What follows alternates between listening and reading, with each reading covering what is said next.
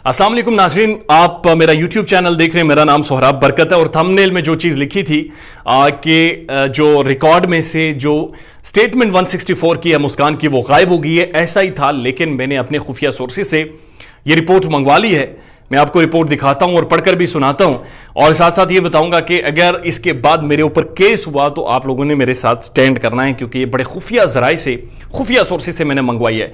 वही है कि मुझे आज से 2 दिन पहले मुस्कान के लॉयर ने कहा था, यानी फ्राइडे वाले दिन के सैटरडे संडे ऑफ है और मंडे को वो मुझे व्हाट्सएप कर देंगे ये जो 164 की स्टेटमेंट है। लेकिन आज सुबह जब मैंने उन्हें कॉल की थी, उन्होंने कहा कि मैंने अपना फोल्डर चेक किया है और उस फोल्डर में मुस्कान की 164 की जो स्टेटमेंट है वो नहीं है। ये इंतहाई खुफिया स्टेटमेंट है। मैं कोशिश करता हूं 2-3 दिनों तक आप तक पहुंचाऊं। हो सकता है वो बात, हो सकता है क्या वो ठीक बात कर रहे होंगे। उसके बाद मैंने अपने सोर्सेज को भेजा और मैंने खुफिया तौर पर यह रिपोर्ट निकलवाई है। ये आप तक पहुंचाना इसलिए जरूरी है क्योंकि सारा केस इस पर बेस करता है।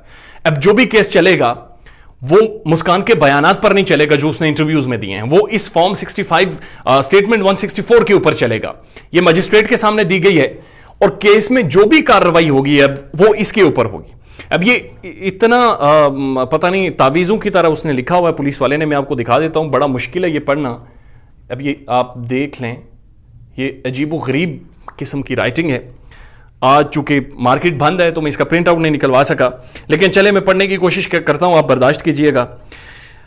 मैं मुस्कान और बाकी ऊपर सारा तारुफ लिखा हुआ है। मेरी उम्र 16 साल है। मैं मुफ्ती शाहनवाज के मदरसे में गुज़श्ता 7 साल से ज़ेर तालीम हूँ और मोरखा 14 तारीख बवक्त सुबह 8 बजे मुफ्ती मेरी उस्तानी जिसका नाम मिस इशरत है ने मुझे कहा कि मुफ्ती शाहनवाज जो कहते हैं वो करवाओ वरना तुम कामयाब नहीं होगी। ये उन्होंने कहा अपनी पहली स्टेटमेंट 164 में दिया। तो जो जज साहब ने अपने फैसले में लिखा था, मैंने रीचेक किया है कि 164 की स्टेटमेंट के मुताबिक कि मुस्कान को रजिस्टर देकर भेजा, असल में वो 164 की स्टेटमेंट में नहीं लिखा हुआ। ये वाज़े तौर पर 164 की स्टेटमेंट भी मेरे पास है और जज साहब का फैसला भी मेरे पास है। उनके फैसले के मुताबिक उस्तानी ने रजिस्टर देकर भेजा, लेकिन यहां पर 164 की स्टेटमेंट में मुस्कान ने कोई जिक्र नहीं किया, बल्कि वो कहती हैं कि मुझे मिस इशरत ने कहा कि मुफ्ती शाहनवाज साहब जो कहते हैं वो करो, नहीं तो तुम कामयाब नहीं होगी। उस्तानी इशरत मुझे मुफ्ती शाहनवाज के कमरे में लेकर गई। मुफ्ती शाहनवाज ने कमरे का दरवाज़ा बंद किया। मुफ्ती शाहनवाज ने कमरे का दरवाज़ा और उस्तानी इशरत दोनों ने मिलकर बंद किया। जबकि मुफ्ती शाहनवाज ने मुझसे ज़बरदस्ती जिना करने की कोशिश की तो मैंने मुज़ाहिरत की। तब मुझे मुफ्ती शाहनवाज और इशरत ने मारना पीटना शुरू कर दिया और मुझे बरहाना किया और कवे की शक्ल में मशरूब पिलाया, जिससे मैं नीम बेहोश हो गई। जबकि मुफ्ती शाहनवाज मेरे साथ जिना करता रहा। जब मुझे मुकम्मल होश आया तो मिस इशरत मुझे नीचे वाले कमरे में बंद कर गई। मेरी शलवार और टांगों पर गंदगी और खून लगा हुआ था। वो साफ किया और मोरखा 16 तारीख को इस कमरे की कुंडी खुली और उस्तानी अनम ने मुझे देखा तो वो खौफजदा हो गई और मैंने उस्तानी अनम को कहा कि मेरे घर वालों से रब्ता करे ताकि वो मुझे यहाँ से लेकर जाएं, इस पर मुफ्ती शाहनवाज की जो मिस अनम है वो मुफ्ती शाहनवाज की बीवी के पास गई और मुफ्ती शाहनवाज को भी बताया और मिस इशरत से भी पूछा कि ये हुआ क्या है। इस पर मुफ्ती शाहनवाज साहब ने अपनी बीवी को गालियां दी और मिस इशरत को कहा और मेरे घर फ़ोन किया। फिर मेरी वालदा को फ़ोन किया और वो मुझे मदरसे से लेकर गई। जब मेरी तबीयत संभली तो मैंने सारी बातें अपनी माँ को बताई। मुफ्ती शाहनवाज गुज़श्ता 6 माह से मुझे हरासा कर रहा था कि मेरे साथ जिना कर दो, मैं तुम्हें कामयाब कर दूंगा। और ये लिखा हुआ है, ये बड़ा मुश्किल से मैंने पढ़ा है और ये लिखा ही इतना अजीब व गरीब सा है कि ये पढ़ना बहुत ज़्यादा मुश्किल है। ये आप अपनी स्क्रीन पर देख सकते हैं, ये राइटिंग है और ये पता नहीं कोई अजीब व गरीब सी राइटिंग है। ये नीचे दस्तखत हुए हैं जज के भी और ये आप देख सकते हैं।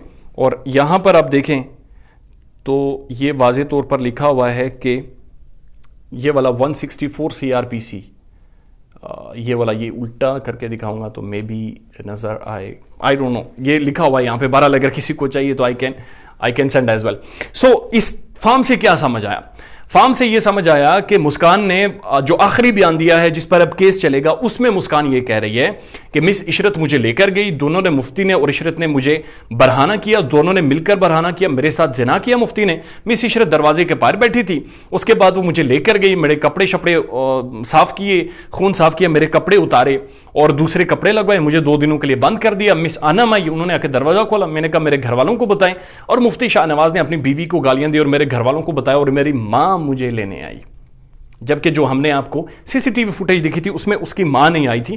لیکن ایک اہم نقطہ ہے جو سامنے ضرور آتا ہے اس سارے کیس سے، اور وہ نقطہ یہ ہے کہ جج صاحب نے جو مس عشرت کے فیصلے میں لکھا کہ 164 کی سٹیٹمنٹ جو مجسٹریٹ کے سامنے مسکان نے دی ہے، اس سٹیٹمنٹ کے مطابق مس عشرت نے رجسٹر دیا مسکان کو کہ رجسٹر دا کر تم مفتی شاہ نواز کو دو. لیکن یہاں پر 164 کی ایکچوئل سٹیٹمنٹ میں یہ لکھا ہوا ہے کہ مسکان یہ کہہ رہی ہے کہ مس عشرت نے مجھے کہا کہ مفتی صاحب کے پاس جاؤ، وہ جو کہتے ہیں وہ کرو، اگر نہیں کرو گی تو تم کامیاب نہیں ہو سکتی. یہ 164 میں لکھا ہوا ہے، اگر مجھ سے کوئی غلطی نہیں ہوئی تو. اور وہ جو جج والا فیصلہ تھا، جج صاحب والا فیصلہ تھا، وہ بھی پڑھ کر آپ کو سنایا ہے. اب معاملہ یہ ہے کہ یہ ہے 164 کی سٹیٹمنٹ اور اس پر چلے گا کیس. اس سے پہلے جب میں مسکان کی فیملی سے میں نے کہا کہ 164 کی سٹیٹمنٹ پرووائڈ کریں، انہوں نے کہا نہیں ہے. پولیس کو کہا، انہوں نے کہا نہیں ہے. مفتی شاہ نواز، مسکان کے لائر کو کہا، انہوں نے کہا نہیں ہے. مفتی شاہ نواز صاحب کے لوگوں کو کہا، انہوں نے بھی کہا نہیں ہے. پھر اپنے ایک بڑے کریڈیبل سورسز، انہوں نے بڑا ٹائم لگایا، ان کا بھی بڑا شکریہ.